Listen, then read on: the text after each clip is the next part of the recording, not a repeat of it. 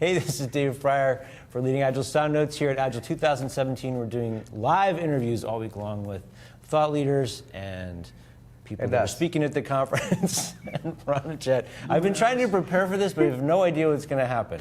So, what is this craft called? services. What is this called? Soundnotes, but it's video. See, you didn't update the name? It's ironic. Well, usually it's audio. It's ironic. It's intentionally ironic. But now we're doing video, but I can't call it video Soundnotes because that would be weird. That would be weird. We call it video notes, vid notes. Then we have a branding issue. Oh. I didn't. The marketing When are we department's starting? going to get all pissed. We've already started. Okay, I good. didn't wear my ironic hat. All right.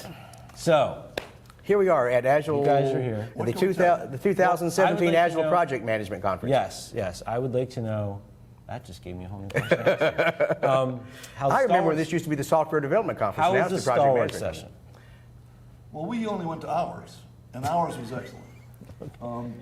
People came in, they asked us questions, and we said things, and then they would say things, and then we would say things. Okay.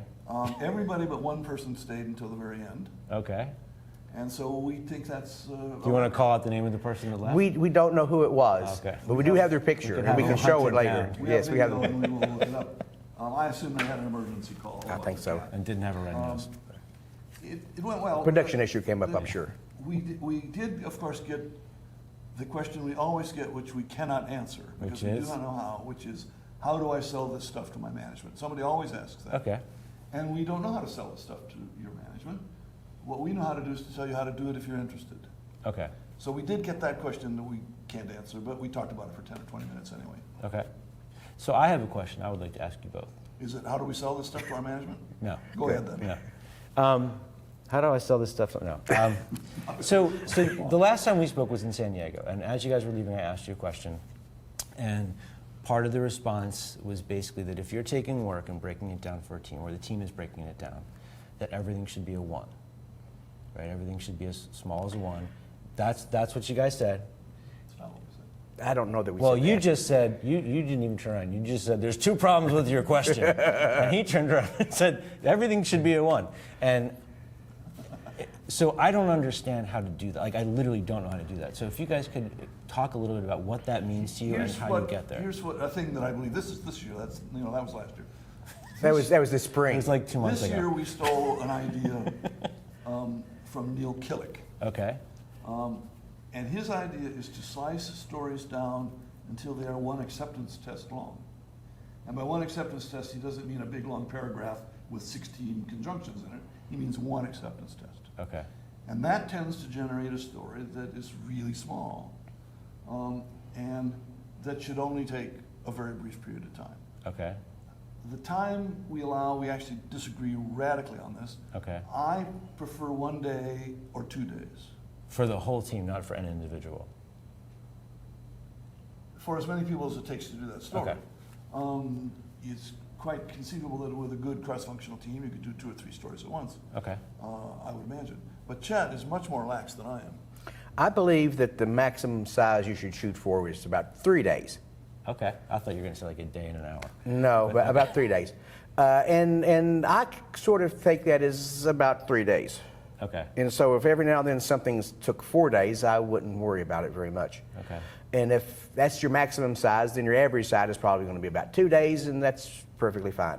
The reason I say 3 days is back when I was a programmer mostly. Well, I don't do very much mostly programming anymore, but I used to. And when people would ask me how long it would take to do something, if I said it took 3 days or less, I actually knew what it was I was going to do. Yeah. And if it took longer than that, and I said big longer than that, I really didn't know, and I was just making it up. Okay. And I just assume everybody's like that. Okay. And so if somebody tells you something's going to take 5 days, they really don't know what they're going to do. Okay. And you should probably try to get that a little bit better. All right. Now, the thing Ron talked about is making it one acceptance test, which means you're kind of dealing with one idea. The basic vision I have, and there's lots of ways of thinking about this, but I think it's true both at the macro level and at the micro level, is that we have some idea for a product or a feature, either one. And we have a very high fidelity notion of that feature. Right. You guys are broadcasting out, I'm sure, at 4K video or something, right? Imagine. pulling numbers out of where. 645 aught 7 hertz. 240 by 180. Yeah. You know, You're represented by I have 4 pixels used for me, and that's really high definition. You can get Yeah. 4K video and a very high end monitor today. You can't build that fidelity in 3 days for a feature or 2 weeks for a product. Right. And so what you have to deal with is something of lower fidelity to start with. We start building something at 640 by 480, Okay. but it's the thing. Yeah. It's just not a very good picture of the thing yet. Okay. And then we add more fidelity, add more bits to it, Right. make it clearer and clearer and sharper, and there'll be some places where we have some unknowns and we want to make that part really sharp early because we're afraid of what's going on in there, we want to know about it. And other places we can wait till later, and there's probably some shadows around the corner that we don't care if they ever get very high resolution because there's nothing interesting there to see. Okay. And so that's the kind of what I want to do at the product level and at the feature level. I want to slice it down. So in the first pass, I get a feature that looks like the thing I want, and I've learned stuff about it. And then later on, I can add more and more and more to add up to the fidelity we need eventually. Okay. And you won't know what that is until you get there. All right. because you'll be wrong at the beginning because that's how the world is. All right. Now, let me explain why Chet's wrong. Would you care to But only wrong about the 3. Okay. I would like to see a team doing a 1-week sprint rather than a 2-week sprint. Really? Okay. Because if I show my customers the product more frequently, More feedback. communication is better, I Yeah. get better feedback, they are more certain, they are more happy with what I'm doing. Okay. So I'd like to see a short sprint. If I'm doing stories that are 3 days long, That's the whole I sprint. really had better start that story no later than Tuesday in case it goes 4 days long. Yeah. And I can't start it on Wednesday because it almost certainly won't be done by Friday afternoon because Friday afternoon is pizza. So the smaller, and I think we actually agree on this, the smaller you can get your stories, Yes. the more likely you are to be able to complete all of them Yeah. in the time interval or to have completed all the ones you started and not have any left over. Okay. Because if you're doing 5 things, and by Thursday you've got 4 of them done, and you see that you can't do the 5th one, you stop and you refactor your code, you do something else. Because you don't want a half-done story hanging over the weekend. So you guys would rather not start that last story than start it and not finish Then it? hang it over. Right. Okay. It's because there's going to be You're gonna have to spin back because there's up. going to be a seam in it when you Yeah. if you break on this thing and then come back 2 days later, there's going to be a seam in the code right there that Okay. you've forgotten. So what we did this 20 years ago, if we would start something and not finish it, we would throw it away and start again Wow. the next day or the next week. Because you've learned all this stuff, you'll actually do it in much less time and probably better. Okay. So And so I would like to break things down at a logical level to be small chunks of just a few hours. Because our basic practice is, as Ron just said, that if we get to the end of the day Right. and we don't have something that So you're talking about a story in a couple hours. a slice of a story that gets me to a green bar Okay. in a couple hours. But I just want to. So that story may not, the story may not be done. The story may not be done, but I'm at a green bar. I have stuff that I know works, and I can release the code to my other developers, not to the outside world, but I can commit my code. I want to be able to do that before I go home. Okay. And then tomorrow I can pick up where I left off because I know I'm in a safe place to start again. Okay. If I get that and I'm not able to get to a green bar and it's time to go home, I throw that code away and redo it tomorrow. Wow. Because I will have learned stuff and I will do it better, faster the next day, cheaper. Okay. The other thing you do, just as a add to that little thing, is when I go to lunch, Yeah. I always leave a red bar. Because that way I don't have to worry about what I'm working on over lunch. When I come back, I run the code, and what's broken is what I'm working on. Yeah, okay. I leave a pointer in the code to what I'm working on. All right. Chad has a tendency to come back from lunch having forgotten a lot. I'm not sure what's causing it. You were asking about how tiny the stories can be, though. Yes. And I don't believe there's any obvious limit to how small a story can be before it stops showing business value that the customer can understand, that the product owner can understand. Maybe you're building a screen that's going to have 100 things on it. Yeah. But the most important thing about building any new screen is getting in, getting the data, and getting out. I can do that with one field. I said, okay, Okay. here's the screen, look, it says at the top, whatever new screen you just asked for. Yeah. It's got one data field right now and an OK button. It'll really have 16 data fields and 2 buttons, but here it is. Yeah. So I think you can generally make something visible in really just a few hours. If you're working in a grubby enough, slow enough code base, then that's not the case. Okay. But particularly if you're starting anywhere near greenfield or with anywhere near good code, I would suggest that people never try and set some limit to say we would never try to do a half-hour story. Okay. Because you ought to try to find out if it's possible. See what happens. Because Okay. sometimes it is. All right, so while you guys are answering, and I appreciate you answering this question, I'm thinking of all the things my students are going to ask when I tell them they have to watch this video. And the first thing they're going to think, which I think there's probably a quick answer to, you say one acceptance test, a bunch of my students are going to say, yeah, so we finished development, now it's ready for QA. So that's the acceptance test, is it ready for QA? And you're going to make that face, and you're going to tell me that that's incorrect, right? Well, tell I'm not tell gonna my say that students it's that I'm incorrect. I want to tell you in. that it doesn't work. Okay. You are required, if you're doing Scrum, and I assume your students are Yes, sort of doing Scrum. I'm assuming they do too. It says right there on page whatever of the Scrum guide Yeah. that the team at the end of every sprint delivers running, tested, integrated, working, shippable code. Yeah. It doesn't say to QA. Yeah.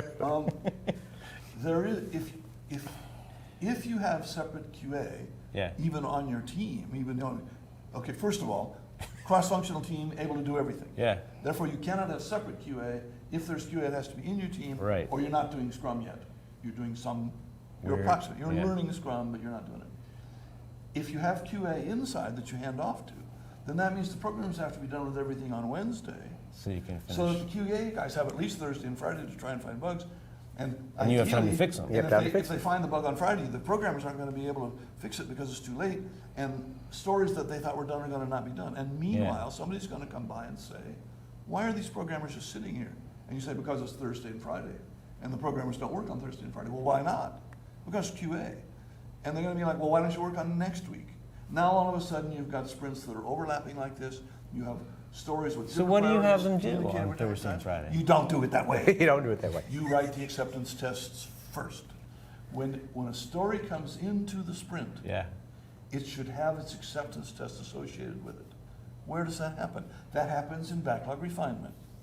We sit with the product owner during this week and we say, what do you think you're going to work on next week? Yeah. And the product owner says, well, I was going to give you this. And we say, well, okay, well, how does that have to work? And the testing-oriented people, the QA people, if you have that kind of people, Yeah. or just testing-oriented people, or just any random developer, sit with the product owner and they say, well, how are we going to check that? Oh, well, we'll check it this way, this way, this way. Could you give us an example? You get the example, you automate it, and on Monday morning, the product owner comes in and says, I want you to do this. And somebody on the team says, and by the way, the acceptance test is number 631, and you can run it right now and see that it doesn't work. Excellent. In extreme programming, there's this really wonderful technique, an artifact called user story. I don't know if you remember This is a beautiful segue to my next question. and called user story. And a user story has 3 parts. Yeah. Conversation, Right. card, confirmation. Confirmation. So you don't have a user story unless you have confirmation. Right. An automated acceptance test is confirmation. All right. And so you have that before you start working, and when the test runs, you're done. Yeah. You have a little contract that says, when this test runs, this user story has been delivered. Okay. Now that has Otherwise, how would the developer know they're done? Well, Well, that's an amazing other little bit of strength. If we've agreed with the product owner that this is the test, Yeah. then when they come back and they see what we did and they don't like it, which often happens, Yeah. they don't get to say, you didn't do what I said. Right. We now have the appropriate conversation, which is, I don't like what we got, and we can study whether we could have said it better or whether we just had to see it before we did it. And that's just fine. Sometimes it's just fine to say, build me the screen. I'm not really going to understand what I want until I click on it a little Yeah. bit. I want to have a sense of it. So I think that's perfectly fine. Okay. Now, I did want to touch on something about all of this. We're talking about how you do this when you do it well. When you are good at this. You already know how to do it when you do it poorly. When you are good at this, you will do backlog refinement, you will get your acceptance tests, you will get those tests automated early, either the end of the previous week or the beginning of this week. Yeah. You will use those tests to find out when you're done. When you're done, they will be those tests will be so sufficient that the product owner will say, yep, that's what I said. I hate it now, but that's what I said. Yeah. And when you put the test before the code's done when the tests run and you stop. Right. That's so cool, and it works so much better than doing it the other way around, that as soon as you learn how to do that, you'll never go back. Right. Your students are going to say to you, do we have to do that? No, you don't have to do that. Also, you don't have to be successful. But if you really want to be graceful at doing this, Yeah. that's how you do it. Okay. There are ways to hold your tennis racket that will work, and ways to hold it that will sort of work. Right. And the trick is to learn the one That does work. Okay. And it's the same here. Learn the things that work, and a lot of those are already known and understood and out there in the literature. You'll have to shape them to your situation. Your acceptance test won't look like mine.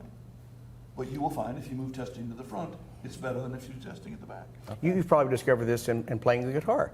Mm-hmm. I'm sure you made a tremendous improvement in the quality of your guitar playing once you discovered that the strings are supposed to be on the outside, not on the end. Right? Yes. Makes a tremendous difference. And so there's just little things like that that teams Yeah. need to learn in order to be successful.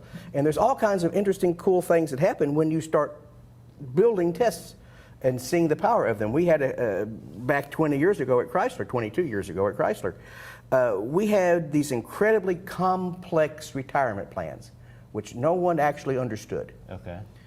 And so one of our guys, Ralph Beatty, wrote up a whole big suite of acceptance tests, walking through how all this stuff happened when you earned this much money, you paid this much money in this plan, and you hit this limit, and you went into this plan, and blah, blah, blah, and all these intricate things that happened. Right. He took all those tests over to the folks who administered the savings plan program and showed them this and said, is this right? And they said, we had no idea that's how it worked. They didn't know the implications of the rules they had. They took those back, and they studied them for about a week, 2 weeks, and finally came back, and they had a few little corrections here and there, but it taught them a whole lot about the stuff that they didn't even understand. So the testing's going to help you gain more knowledge about what you're actually doing. Yes, and Okay. you and perhaps even your stakeholders. Yeah. Because in a very complex world, my guess is they don't know. They were always working in a world where we did something, because I used to support those It guys. just happens. And we did something, we showed it to them, and they said, looks okay. Yeah. You know, they knew it when they saw it, but they had no way of telling us up front what the right answers were. Okay. So if the thing is going to be between like a half an hour and a day, or maybe 3 days, we've talked about this before. You guys don't believe that a team should have to task the work out, correct? we would prefer you not to. Okay. So why is that? Well, if you get things down small enough, Right. then you just sort of mob on it, then the level that you need to coordinate is at the user story level. I mean, the reason you task stuff out is to have multiple people working on So this way they're all things. swarming So we're on kind of together. swarming on things, and so you find that you just don't need to do that anymore. It's not that I'm intentionally doing away with it. It's just that we just didn't need it anymore. Okay. Now, there are two things that happen when you task things out that I think argue against doing it. Okay. First of all, when you task things out, you are saying at the moment when you know the least about this story, what it's designed. It's the same is. argument for not You're doing saying it's project gonna be made of management. this, Exactly this, right. and this, and you don't know this. You know, you just made this up. Yeah. And you have to be a good guess because you're good at your job, but it won't be right. But the other thing that happens is if you then divide that work up, which is kind of what you do with tasks, then when I build mine and you build yours and we go to put them together, they won't fit. Right.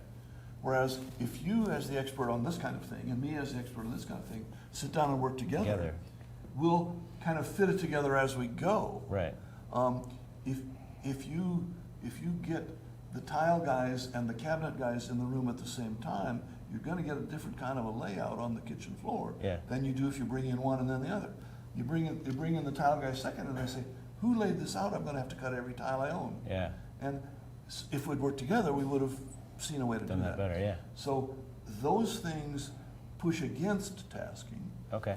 The good thing about tasking, and this is worth doing always, is that it is a first conversation about the design. Right. And I think we should have a first conversation. We say, well, obviously we're going to have to build something new in the database.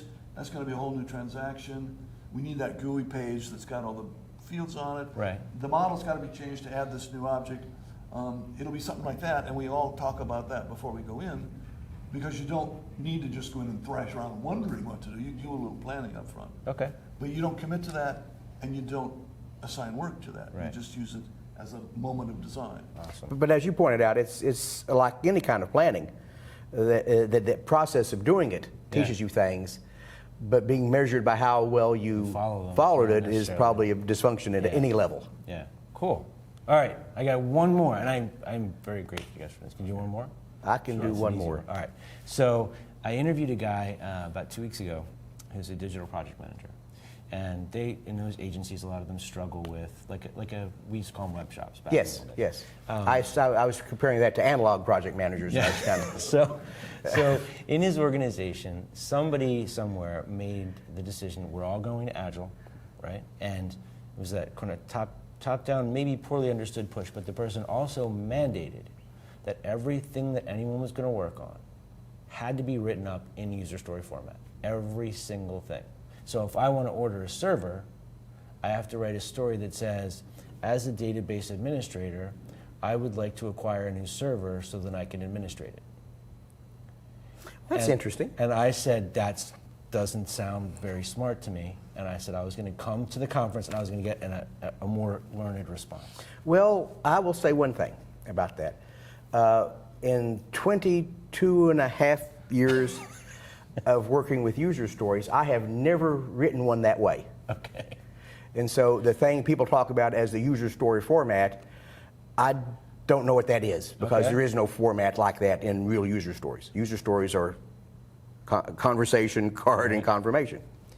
And so I don't think that incantation is particularly useful Okay. to me. Okay. There may be people who find that incantation useful. I think the checklist. But of thinking who about wants those it, things. Who wants it? What is it? Why do we want it? Yeah. That's a great checklist. But if you write your user stories in that format, and you look at the deck of cards, they all say, as of this, as of this, as of this, as of this, as of this. And you have to pick them up and look inside, and then I want that. And it's like, you What was don't the write point? text that way. You don't write poetry Yeah. that way, unless you're writing really dumb poetry. Why would you try and communicate with humans that way? It's good to know who wants it. It's good to know what they want. It's good to know why they want it. Yeah. It's good to know how they're going to use it. There's lots of things you might want to know. But the first thing I would do is I would step away from that format. Is that the Nokia format? Is that what that is? I forget. Who got the blame? See, I looked it up because I wanted to make sure, like, You know, We didn't you're do it. actually, but you're actually listed as the 3 Cs guy, and you guys work on this stuff. Yeah. We're the 3 Cs guys. We don't do this. We don't do this. That format. It's bad we writing. consider that format to be training wheels. Okay. It's a good thing as you first write stories to say, as who wants it, what do they want, why do they want it? And I would have said who, what, why, but you know that's Okay. I think that makes more sense. But that's you don't ride your bike with training wheels. I watched the Tour de France and there was no guy in there with training wheels. None. They just don't do it anymore. They're not. Right. They're They don't done need with it. that. They don't need that. So I don't like that aspect of it. The other aspect I don't like is Yeah. what part of self-organization is this guy up here telling all the teams they're going to do That's- something? That is worse because it's directly counter to the principles Right. of Agile software development. Taking which is that away from the team, self-organization. yeah. What does this guy really want? Well, probably wants to know what everybody's doing in a form that he can understand. Maybe. Now, I don't believe he wants to read those because No. no one in our He mind wants would them to wanna- do Agile would want to the read right those. way. So That's the- but he has some need, which is to say, I need to know what all the departments are working on, Yeah. okay? And I would like to have that rolled up for me in a consistent format because inconsistent formats confuse me because I'm not a very bright guy or I wouldn't be a boss. And so he can ask for that, he should ask for that. Now, the best way, of course, for a team to say what they've done is to say, by the way, here's the software, would you like to look at it? Yeah. But when you're talking about what you're planning to work on, what you're gonna do, it's sensible to ask for a roll-up. Okay. So he has needs, he has valid needs, and then he has these other things he wants to do, which is he wants to tell everybody what to do. Oh, sorry, we don't tell each other what to do anymore. We tell each other what we need. We say Okay. to the team, we need information, we need software, we need documentation, we need whatever we need. Right. They figure out how to do it, and they give it to us, and we look at it and we say, that's good, except it's inconsistent, because you guys make the format consistent. That's good, except it doesn't tell me who wanted it. Okay. I'd like to know who wanted it. That's good, except it doesn't tell me how So we it's should going answer the questions, but So you- not in a he should be prescribed asking way of saying it. questions. He should be expressing needs Okay. in the same way that the product owner expresses needs. Okay. And the product owner shouldn't come in and say, I want a page that's got these 21 fields on it. The product owner should come in and say, I need a way for people to order a book. Okay. And they have to be able to use their credit card, and it has to have all the books that are in the world on it, and it should be easy to use, and there should be 2 buttons that you click to get the job, because you can't have one click button because Amazon owns the trademark on that. So they should give us as little information as they can about the specifics. Okay. But if you look at what product owners are supposed to do, the product says what they want, team says how they do it. Yeah. Same thing, this manager should say what they want, the team should say how they do it, and they should get the feedback. Okay. The manager says, no, I don't like it that way. Why not? Well, I don't like blue. Oh, okay, fine, we'll make it green. How's that? Okay. The thing you're discussing there, the question comes from a place I'm guessing that I often see in the notion that everything needs to be a user story. Yeah. So I can put it into whatever tool we Yeah, bought. but why couldn't I just say order a server? Why can't you just say order a server? You know, my understanding of Scrum is that not everything the team does is on the backlog. Okay. Not everything the team does is on the backlog. Really? Only the things the product owner wants are on the backlog. All right. And there's other Now things I'm that have to happen, confused. right? I'm actually confused. Right? The Where do backlog- we put the other stuff? I don't care. Give me an example of other stuff. I need to Buy order a server. You could have a department that had buy a server on the backlog, but the team's problem isn't buy a server. They're not going to buy the server anyway. All right. So it might be that the server ordering department should get an order ticket that says buy a server, and they should put it up on their Kanban board, because, by the way, they shouldn't be doing Scrum, because ordering people are flow-oriented, not cyclic-oriented. Okay. They should have a ticket. But don't you guys think that I have said to people that everything the team's going to do in the sprint, that should all be in the backlog. I don't in the believe sprint that. backlog. I don't Okay. believe that. Are you going to put backlog refinement? I in the apologize to everyone Are I've you talked. going to put lunch? Are you going to put lunch in the Have backlog? lunch on the Actually, backlog? when I teach Girl Scouts, we put lunch, go to the bathroom, drink water, all that kind of stuff. The Girl Scouts have But quite for adults, not that. But You're going to put backlog but part of it refinement on the is backlog? I want them to be for folks who want to know, are they actually doing enough Trap stuff, question. things Trap like that. question. I- Are you I- going to put backlog refinement on the backlog? No, and I actually got asked So that now- question Yeah. last week. Now Yeah. we know there is something you don't put on the backlog. Yeah. Now the question you have to keep All right. asking yourself Is why? should this be on the backlog, or should it be just a thing we do?